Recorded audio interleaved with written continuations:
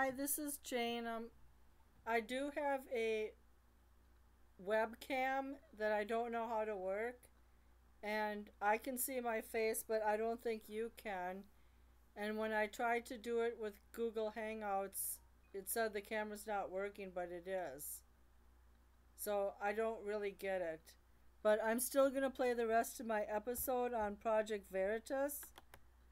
And let me just get to that episode.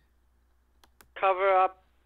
He tried to make Lyndon Johnson look bad, and he was going to bribe the Brookings Institution with information about Johnson that was hidden and blah, blah, blah.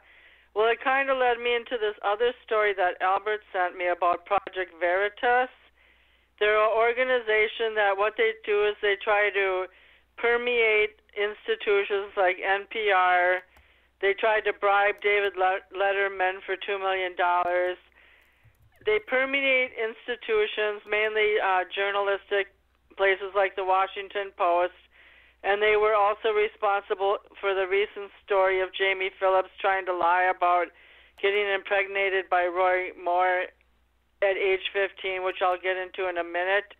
They were also responsible for the prostitution scandal that shut down the Acorn offices in 2009, and I'm going to play a brief segment from this video clip called ETC Show on YouTube. They kind of sum it up in a humorous way. We'll have that woman who we're paying bring a hidden camera to her meetings with the reporters from the Post, and we'll have her record a bunch of proof that they're crooked liars only interested in pushing the leftist agenda instead of getting the real truth out there. Yeah, I like this plan. How could this go wrong? Thing though, guess what? We don't actually have to do this plan because someone else already did. Oh, really? Hey, remember James O'Keefe at Project Veritas? Well, this is the kind of shit that O'Keefe's been doing for a long time. It's his bread and butter. He uses false pretenses to arrange meetings and conversations with entities that he opposes politically, and he secretly records the meetings, later releasing trimmed-down versions of those conversations in order to discredit or expose his targets.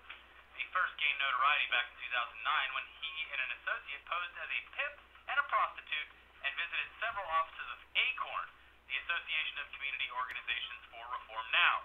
In the videos released of these interactions, O'Keefe and his associates solicited Acorn employees for advice about how to avoid being arrested for tax evasion, human trafficking, and child prostitution.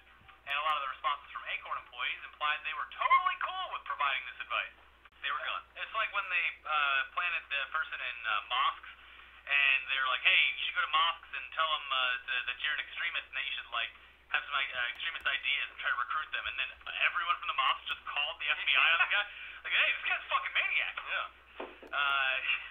Anyways, O'Keefe tried the same thing later against NPR, having two people pose as representatives for a made-up Muslim charity and meet with NPR's head of fundraising.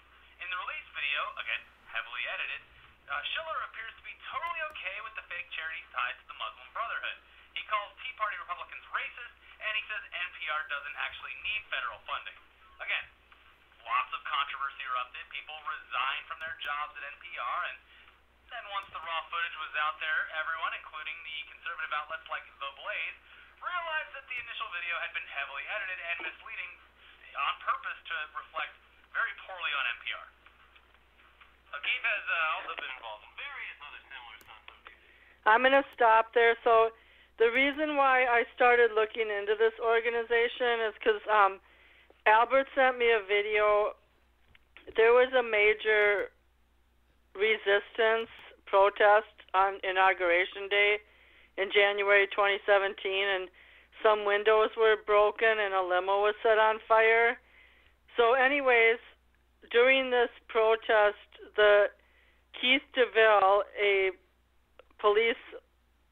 chief of police type person, decided to corral a bunch of protesters into the jails, like over 250, and bust them all for these major crimes of breaking the Bank of America window and the limo, even though it was probably only one or two people who did it, but they were all charged. Well, Project Veritas had videotaped certain segments of this protest, and they wanted to use that to incriminate the protesters because they're a conservative organization. So then there was it went to a Supreme Court and a local district court, and the district court said it was okay to use the videos. The problem is Veritas often they have an agenda to wipe out the liberal media, but they go about it in a non-traditional, incriminating way. They sent this Jamie Phillips to pretend she got impregnated by Roy Moore. She's from Georgia, but she lied about her whole past, and she never got impregnated with him. What they were trying to do is to promote the story to see if the Washington Post would print a completely fake story, but the Washington Post obviously tried to fact check it, and it backfired. And she kept saying stupid things in the interview, which the Washington Post eventually re-recorded, because the first time they sent a reporter out there, they noticed something was fishy. So she kept saying, "Is Roy Moore going to lose his bid for Senate if this story runs?" And the reporter says, "I have no idea. I don't understand the impact of that story."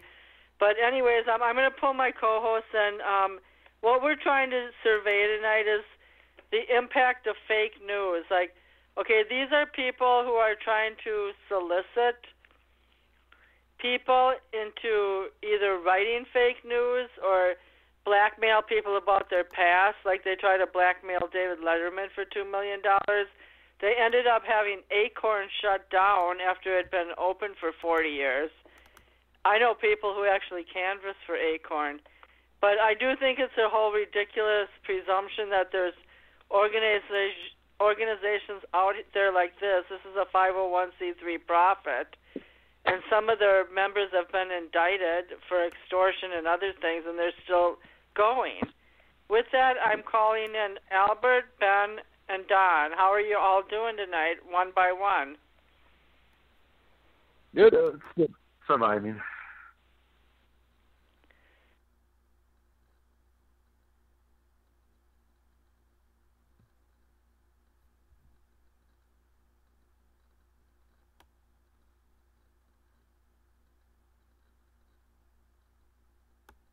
The audio stopped, so I'm going to stop this one.